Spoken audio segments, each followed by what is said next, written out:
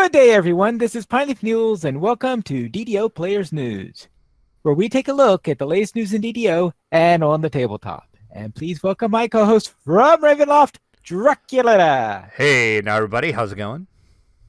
Hello there, Drac. How are things over in Barovia? Snowing. Snowing again. Again. I'm over it at this point. Yes. Would like to know what happened to spring. That would be my only question. Yeah, I sort of had the same question this morning also, because we did have, it was more like flurries than snow. But well, yeah, I mean, technically, I guess if you want to get technical about it, it was flurries here too. I mean, it didn't really stick to anything, but. Right. But of course, this is the day where the fire alarms decided to go off. So. Oh, nice.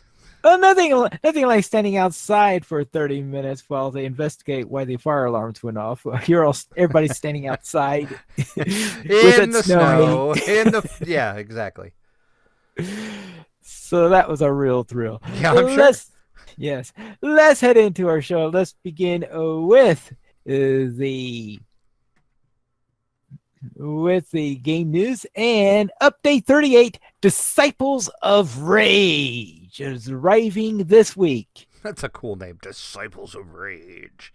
That's right. They tweeted about it, and also there was a post on the forums that it is going to be coming this week.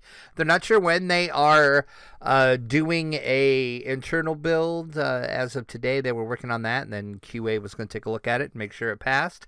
And if that passed, that would be the production build, so it could go live to the servers. So at some point this week, Cordovan just said, stay tuned for updates.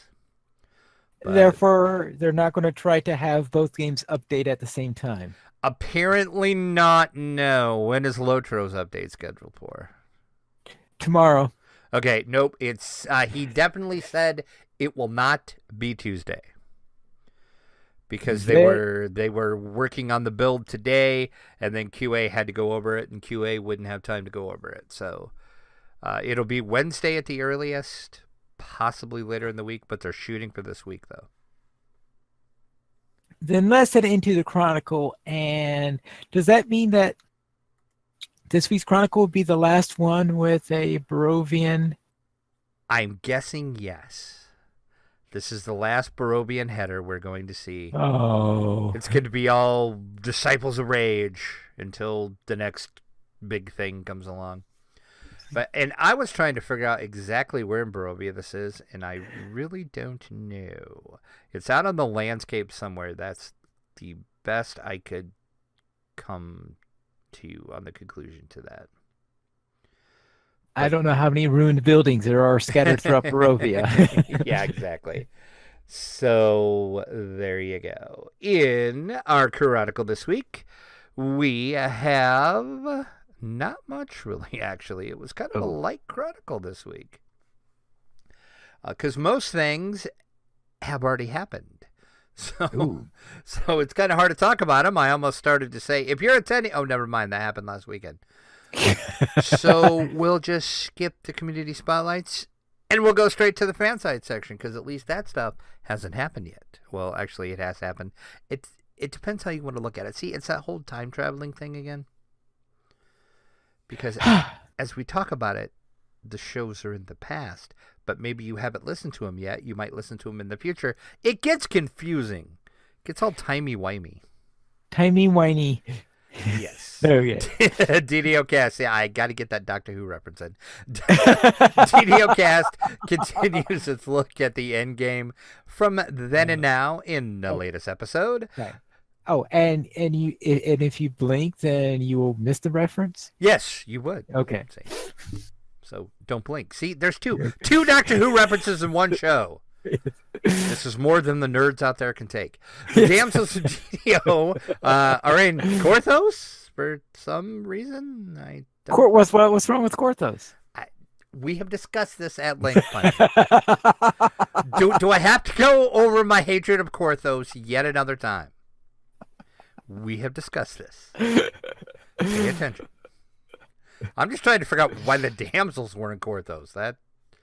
I actually Did haven't they watched. roll new characters? I don't know. I'm gonna have to watch the episode. I haven't. I'm like behind. The last damsels I watched, they were still in Ravenloft. So Okay. they went from Ravenloft to Korthos. Apparently, I don't know what's going on.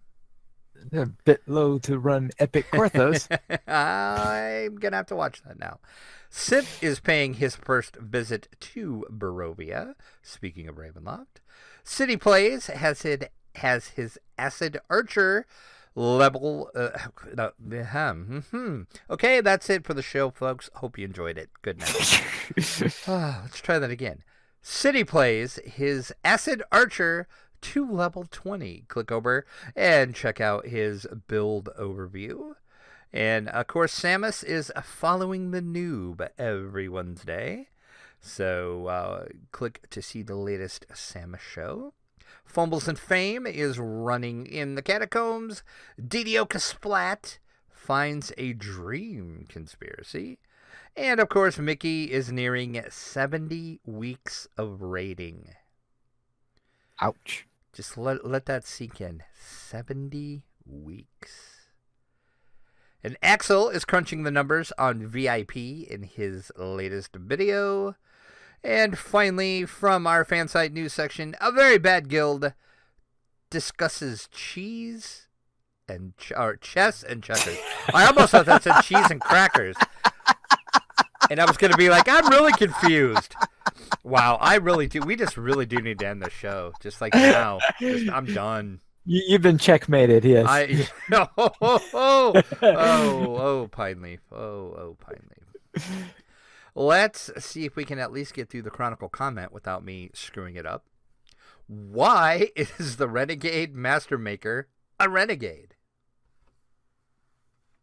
I'm trying to remember who the Renegade Master Maker is. It's one of the Artificer trees. Oh. And you could imagine that how much I play Artificers that I would. Because you of anybody on the show should know, because raise of hands who plays Artificers. Oh look, Pine Leaf is the only one with his hand in the air. Well, obviously I don't pay attention to the tree names all that much. Apparently not. We have now well established that. Yeah, I have no idea. Because I don't know. Oh, he's a renegade because he doesn't read the tree names. There we go. Good answer. I like it. Oh God, let's get out of this Chronicle. It is just. But we have a screenshot of the week. Oh, that's right, we do. And that is from Bellamora. Says, Spider. What spider? The one that's climbing down to eat you, maybe? That's in the 361st official DDO screenshot of the week. Oh, that'd be a good one for Sans Window to see. Yeah, exactly. Show that to her and see what she says. All right, let's head into our store sales and what's on sale this week other than spiders. Thank God we got through the Chronicle. Man, that really derailed the show. Whew. Let's see. 25% off Tomes of Learning Select low-level adventures. Select. +2 ability tomes and also character slots, all at 25% off in the DDO store. The free sample of the week is the Lesser Slayer Count Boost. You will get one of those when you use the coupon code SLAYMORE. SLAYMORE. Slaymore. And that is now through April 12th. Man, I am done. I am done with this show, Pine Leaf.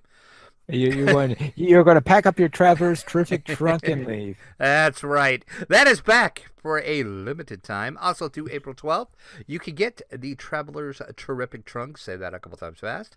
And if you are not familiar with what that is, it will include 100 Astral Shards, Big B's Guiding Hands, 5 Sovereign XP boost potions, 5 Major Slayer boost potions, 5 Mysterious Remnant potions, a rare Unbound cosmetic outfit, the Traveler's outfit, 2,500 Omni Spell Dust, and 1,000 Omni Spell Stones. Through April the 12th, and for the first time ever over the DDO market, you can get 20% off the collector's and ultimate fan editions of Ravenloft.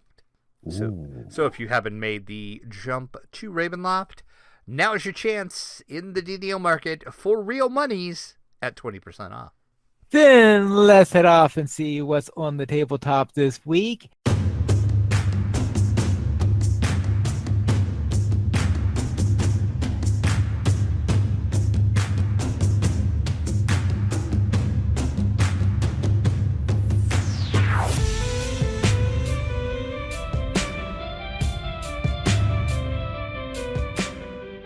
Looks like we have a really hot item on Kickstarter. We do. It is Fireball Island. We told you it was coming. We talked about it a little bit a couple weeks ago. The Kickstarter went up a few days ago and funded within an hour. And they are just making money left and right. They are currently, their goal was $250,000.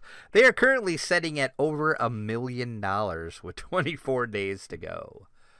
So Okay. Restoration Games has a hit on their hands, apparently. And, of course, this is a restored version of the classic Fireball Island, which is a roll and move game where you're moving around an island trying to capture, well, at least the original, you're trying to capture gems. And then every so often, the volcano god gets mad at you and spits lava in the form of a marble that will roll down and will knock your characters off if you are in the path of that marble. And it looks like that's pretty much how the restored version is going to play as well. That's what it sounded like when I read through everything. And then also on Kickstarter, you can also kick in a little more money, and you can get some of the new expansions that they will have out at the time the Kickstarter fulfills. The expansions will also ship as well. And as I said, you do have 24 days as we record this. It is all pretty much done. So if you want to get on in it, you can. It's funded. So just remember, whatever you spend, it's going to go through because it's already funded. But yeah, $1 million they're sitting at with 24 days to go. Mm-hmm. So, but it looks really, really sweet. I seen on Twitter this weekend, PAX East happened, and Restoration Games was at PAX East, and they had a prototype version there, and some people were tweeting pictures of it and tweeted a video of them playing it, and it looks amazing, and it reminds me so much of playing this when I was a kid. Is that what Cordovan was doing all weekend? He was at PAX East. I don't know if he was playing Fireball Island. You'll have to ask him that, but I know he was at PAX East. Then let's head into Games Workshop, who is releasing the Lord of the Rings Quest to Mount Doom board game. All right, I was a bit surprised that there was a new board game coming out from Games Workshop on this theme. Yeah, and I am kind of curious what you think of the gameplay of this. Because, okay, spoiler alert, if you're a Tolkien lore purist, you're not going to like how this game plays. Just saying it right now. Yeah, this does look a little bit... In the game, Quest to Mount Doom, of course, the players are trying to be the character that takes the One Ring to Mount Doom. Well, of course, in the lore, you try not to be the player. Yeah, exactly. And that certain character is already picked out. It's Frodo. But in this game, you're fighting over that chance. And yeah, this just sounds really weird. It sounds fun, though, but wow. It's a bit... based on the description, it's a bit of a social deduction game to some level. Yeah, it's what it is there will be 4 characters from the Fellowship you can choose to play, and those characters are racing around trying to find the One Ring. And then once you find it, you're trying to hide the fact that you have the One Ring from the other players, so you can be the one to take it to Mount Doom. And, of course, there will be screw-over cards that once people figure out you have it, there's going to be screw-over cards that you can play, to halt their progress. And so it's It's just crazy. It sounds like a giant screw over social deduction, totally breaking the lore of Tolkien, but amazing board game that's coming out. I think I'll pass. There's no specific date yet on the release date, and there's no MSRP, but we will be sure to pass that along. But it does play 2 to 5 players. It's ages 8 and up, and they say it'll play in 30 to 45 minutes. But I can't imagine this would play real well at 2 players. That just doesn't sound like. I mean, the way the gameplay is, I can't see this being fun with 2 players. Like 4 or 5, okay, that would be fun because then. But then I'm seeing this is going to turn into like a total Munchkin type situation, to where once everybody figures out who's got the ring and that player is charging towards Mount Doom, everybody's going to pile on them. So yeah, if you like those type of games, I think you'll like it. Just keep that in mind. But yeah, this is coming from Games Workshop. So another thing to keep in mind is Games Workshop owns the rights to the movies adaptations. They do not own the rights to the books. Fantasy Flight Games still owns the books for tabletop games. So therefore, it will be using artwork from the movies. All right, so that I was wondering whether or not that would be the case, because on Locha Players News, when we were talking about this article, I was pretty much puzzled about how Fantasy Workshop was able to do it. And someone mentioned that they'd done some miniature games based on the movies. Yeah, Games Workshop, yeah, they have the movie rights, and they've done the 3 Hobbit movies. They released miniature games for all 3 of those. They released miniature games for the Lord of the Rings movies. So they own the movie rights. And then Fantasy Flight Games owns the book rights. So therefore, anything Games Workshop does has to follow the movies, and they can't veer too far off from the movies, because then they'd be virtually, like going into Fantasy Flight Games territory with the books. So if you're a purist, stick with Fantasy Flight Games. If you just like Tolkien and Lord of the Rings, go with Games Workshop, but just remember, it's going to break lore a lot. Yeah. Like, a lot. Then let's go and see what's on the screen.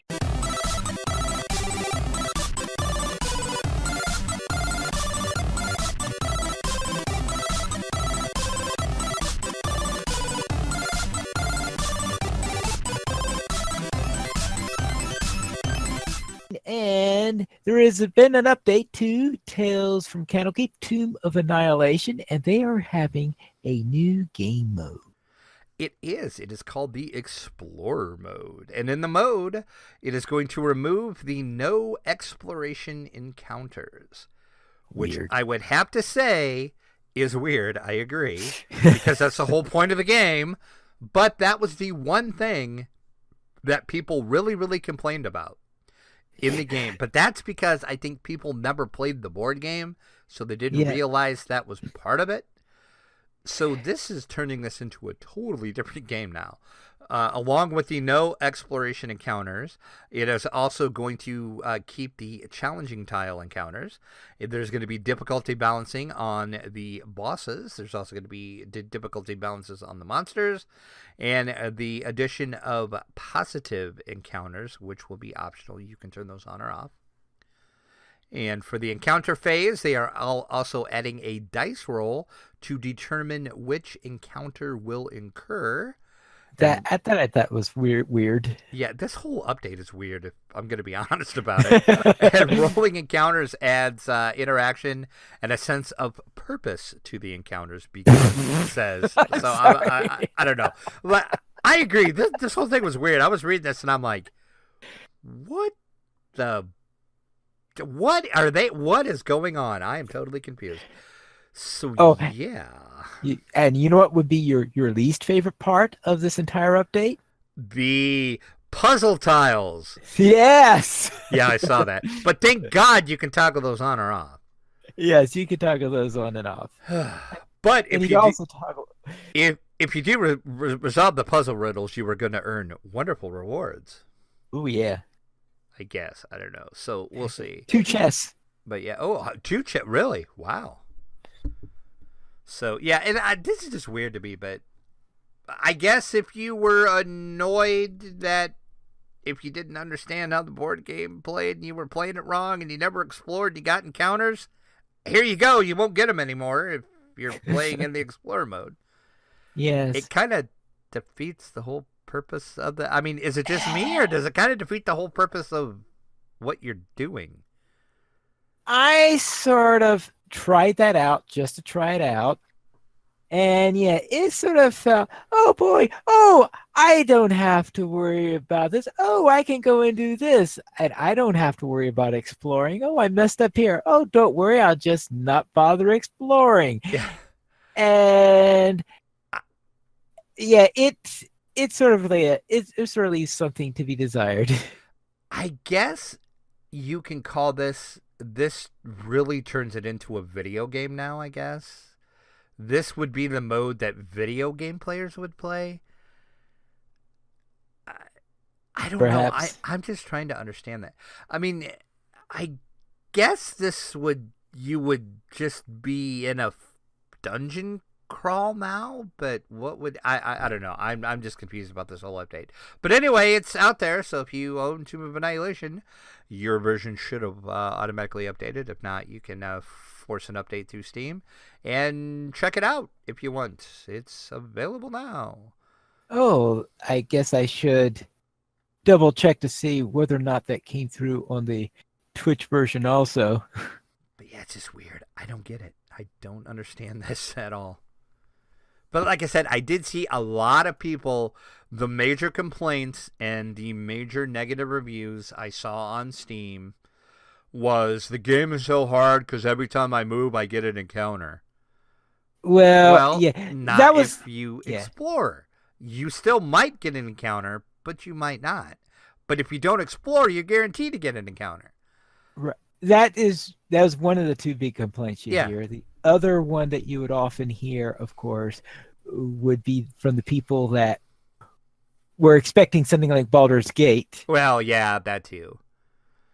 Which, yeah, well, I've said too much already, so I'm just going to be quiet from now on. But anyway, it's out. Go get it. Yep. And apparently, you took a look at it because you have a video. Yes, I did do a video. And I did an attempt at playing it using the Explorer mode, and in that time, I do occasionally talk about but I did all the things in there. I had all the things checked on. A couple of times in there where I took advantage of the fact that because if you don't get hit and smacked in the face when you don't do exploration, then of course you aren't encouraged to do exploration. So therefore, it felt a little bit on the empty side in there in what I was doing there. It also felt empty, of course, when I rolled 3 4s in a row and then 2 5s in a row after that. But that's another entirely different matter. I had the puzzle piles on, but during that game, I did not hit a puzzle tile until the very end, where I dropped the puzzle tile, and then it was the other character's turn. I go in, work on the other character. Of course, I was not going to artificially extend the game and risk getting knocked out because just to see what the puzzle was like. So therefore, I just finished up and it was over. So the one thing that I'm interested in, I know you don't like the puzzle tiles, but I'm a little curious on those. Yeah, I was going to ask, how much am I going to hate this whole puzzle thing? I have I saw one where you were given 4 choices as to is that there are 3 images and in front of the vines that you have to get through in order to solve the puzzle, there were 4 locations where you could stop at. And I get the impression that I think that the images that were on the 4 tiles down there were the combination of the 3 images that they show on the back. And so you had to pick the one that's the combination. But that's I saw another puzzle there which showed you a relative position in which to stand and which to activate it. So there seemed to be that they give you a clue as to where you should stand, and when you stop at that location, you would solve the puzzle, it'll open the vines, and you get to collect the chests. So it doesn't sound like it's going to be your cup of tea. Probably. I'm just thinking, oh my God, I'm going to hate that. I'm going to turn that crap off. I can guarantee you that. I might do it one time just to say, nope. Yeah. All right. I have determined that the Twitch version has not yet been updated. But I'm sure that's going to happen in the near future. Oh, I would think so. That's weird. So the Steam version is updated, but the Twitch version isn't. That's weird. Well, the Steam version did come out first. So well, that's probably true. Yeah. There might be that they want to get a week of feedback or something like that before releasing the update on the Twitch version. And I normally play on the Steam version. The only reason why I have the Twitch version is because it was a freebie for Prime members. Right, exactly, yeah. I mean, I have it too, but I've never actually installed it. Just because of that same reason. So therefore, I did a playthrough of one of the missions using the Explorer mode. And in there, I make my discussion about... I can't remember how much I actually say about what I think of it, but I think I do, in the end, conclude that I pretty much am usually going to be playing it with the encounters, with the classic system. Probably exactly skip the extra encounters also that, the positive encounters are also, I think, they have it in the classic mode, which is what they call the one where you play with normally. Uncheck that I might keep the puzzle tiles for now. After I've run into all the puzzle tiles that there are, then I might turn that off too. Now let's head to our week in gaming.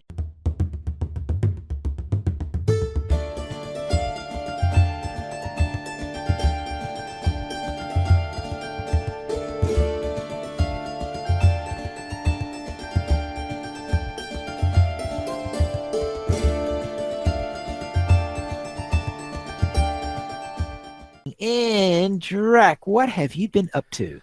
I played quite a bit of DDO actually this week. Of course, I played with you, so I'll let you talk about that. We ran quite a bit in our weekly playthrough. And then with my static group I have over on Wayfinder, my Vistani Knife Fighter Rogue is now level 8. We ran the entire Seal of Chanticleer quest chain on Elite. We did Red Willow's Ruins over on House Durasco in Elite. I think you're going to notice a Elite theme going through here as I talk. Elite Tangleroot Gorge as well. House Beneath, we did all the Depths quest, you guessed it, on Elite.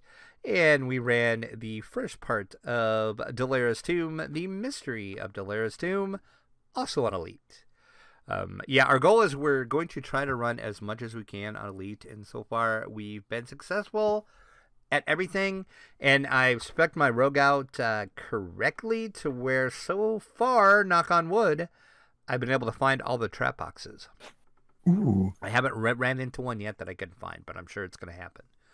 So then we'll have to decide what we're going to do. But we are having a ton of fun and playing through some of that content that it's been a while since I played through. So we're going to run Dalera's next, run that whole chain to get our voices, and then not really sure what we're going to do.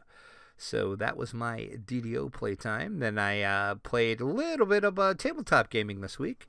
Had a couple friends over. We played Garbage Day, which is a game from Mayday Games. It is pretty much, you can describe it as it's a dexterity game. You have a garbage can. It's a literal little small garbage can that sits on the table.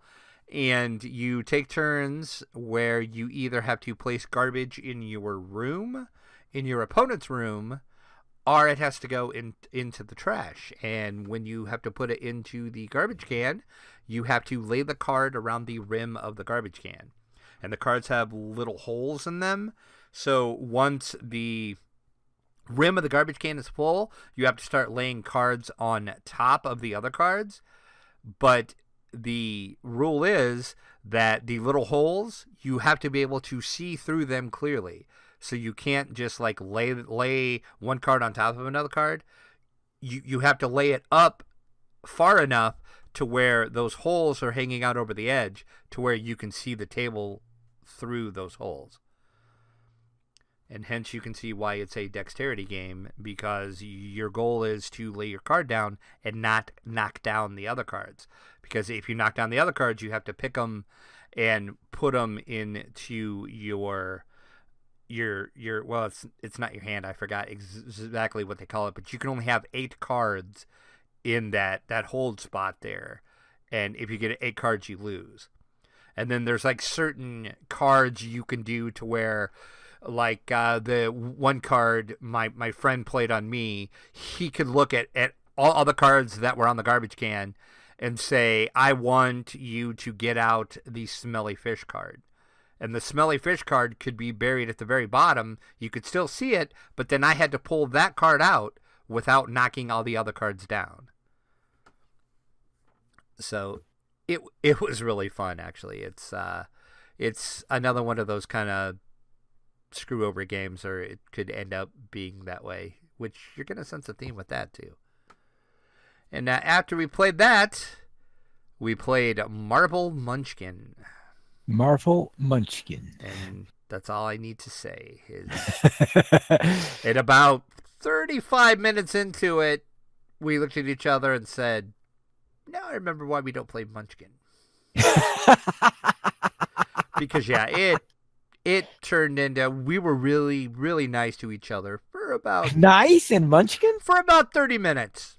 And then it's like, all right, it's time to start screwing everybody over. And then it took us forever to play that game because somebody would get up to about level 7, and then it's like you would pull the monster out and fight it, and you could beat it whole-handedly, and then those two just piled on you and made the monster like level 50 or something. And I'm like, seriously, guys, really? But yeah, so it turned into a big screw over fest, which what Munchkin usually do, and it took us like about 2 hours to play that game. Oh, okay. I think it sounds like to me your group plays it more viciously than I had ever had. Oh God, we get, oh yeah, well, you've heard me talk about my group. We can turn any game, even if it's not supposed to be played that way, we will turn it into a vicious screw over game. Oh, you mean you could turn Pandemic into Yes.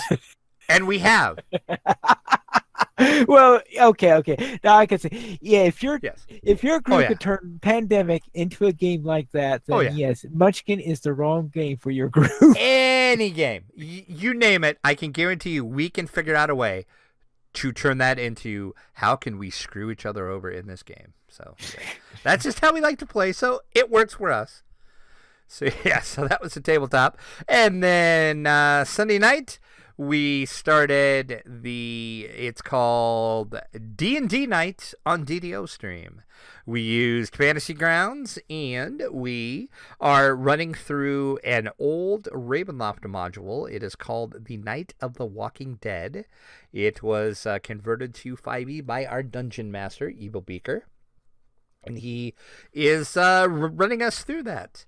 And it's some people that are on DDO Splat, and Cordovan is also there, and myself, and Saba Jade from the Damsels, though she wasn't there last night, but she factored into the story, though. Oh, she did. She did. You'll have to watch the replay. I didn't check to see if it was up on YouTube yet, but I know you can get the Twitch video on the DDO stream page. That video is up, but I'm pretty sure it's probably up on YouTube by now.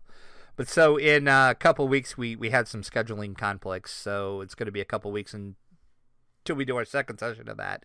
And we're thinking we're going to run about 4 sessions of this. And then we may or may not continue with something else. This was kind of a test just to see how well people would like to see actual tabletop on the DDO stream. And it was also, there was one person that plays in DDO Kasplat that has never played tabletop before. So this was his first experience playing tabletop, and he had a blast, as did we all. And I am playing a warlock who tells everybody he's a special wizard. Special wizard. I'm a special wizard. It didn't take very long, though, to people figure out I really wasn't a wizard, but I'm still saying, now remember, I'm a wizard.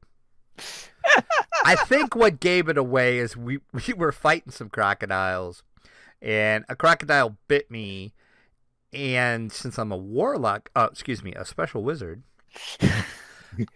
I have a thing I can do as a reaction if I get damaged called Hellish Rebuke. And all I have to do is point at whatever damaged me, and then like this hellfire spawns up around it and burns it. Yeah, I think that probably gave it away that I wasn't the wizard, but because that may have been a hint. Maybe. So yes, but so just keep in mind when you're watching it, I'm a special wizard. A special wizard. So yeah, that was a lot of fun. So I said we're going to continue. It's either going to be April 22nd or April 29th when the next session of that happens. And I do believe Saba's going to be able to join us for that. So it'll be interesting to see how she actually factors in, since she's going to be able to play her character. Her character was there last night, kind of. Spoilers. So I presume you play that nice and late at night then. It was we are streaming from 7 p.m. Eastern, and we stream till about 9:15, and that's about what we're going to shoot for. So okay. It's going to be a couple hours on Sunday night over on the DDO stream, and I may or may not stream it on my channel as well. Last night I just I auto-host DDO stream, so I was just auto-hosting it on my Twitch channel. I haven't decided if I'm actually going to stream or not. I'm still kind of mulling that over, but it is on DDO stream, though, so check it out. And that was my week. What about you, Piley? Therefore, I'll begin with what we did together in DDO, where on my Halfling Paladin, we went into Giant Hold and ran a Giant Hold tour. We're at the end of that. I believe it's when we hit. Is that when we hit 15? I know you had already done it. I think that's when you did it, because I was holding my level. Right. So therefore, we went leveled level 15, and then we headed into Devil's Gambit, Grim and Barrett, Tavern Brawl, Subversion, Multitude of Madness, and No Name Drops. Yeah, and nobody shot. No, nobody shot. Well, I was actually kind of shocked, because I figured at least you would get something. But no, we ran that whole entire quest chain and not one named item. Ah, well. I mean, RNG for me, fine. Oh, and speaking of RNG, I proved last night that the RNG does hate me. Wow. Most of my rolls I did were ones. Most of your rolls were ones. Yes. Now, are you sure? And did you have a statistical? Did you manage to count every single roll you made into a statistical analysis of this to demonstrate this? I didn't get that hardcore into it, but I would say probably 65% of my rolls were a 1, maybe. I'd have to go back and watch the replay. But you'd have to watch the video. And then but the most important rolls I needed were 1s. Luckily, it wasn't like a death saving throw or anything, because I never got knocked out, because that would suck on a 1. Yeah. Unfortunately, that was all I was able to do in DDO. So therefore, we'll head into Minecraft, where in the April Minecraft Hardcore Challenge, I built a flower shop. Okay. Yeah, that is the challenge for this month, is to build a flower shop. I know that sounds rather tame compared to some of the other recent ones that we had. Yeah, I'm trying to think, why are they being so nice this time in the that's what I was, because when they first spun the wheel and it came out to the flower challenge and to build the flower shop, the first thing I thought of was, all right, we are going to spawn in the middle of a desert, aren't we? No, we spawned in the middle of a flower plains. Okay. In a flower forest, in a flower forest. There were flowers all over. The place was riddled with flowers. So therefore, finding flowers for it was absolutely no problem whatsoever. Now, every one of us looks like we all went to different locations in which to build our flower. Now, it looked like at one point that someone was going to build at the same place I did, but she looked at it and said, no, area's too small. Boop. Now, someplace else. Okay. But I built my shops there, and there's somebody who has already gotten blown up by episode 2. So therefore, yeah, it does have the usual hardcore rules of you got extra powerful mobs all over the place that could come and blow you up and all that fun stuff that could happen in there. But compared to conquering a woodland mansion, as we had to do 1 month, doing fun stuff with igloos, which we had 1 month, which at one location, the igloo in question was right next to a cave that was filled with very vicious mobs. Compared to moving a village to the nether, compared to running around in an upside down world where all the minerals are in weird locations and collecting on the scavenger hunt to find the things you need. Compared to all of those, yes, this one did feel rather tame. Yeah, I would think so.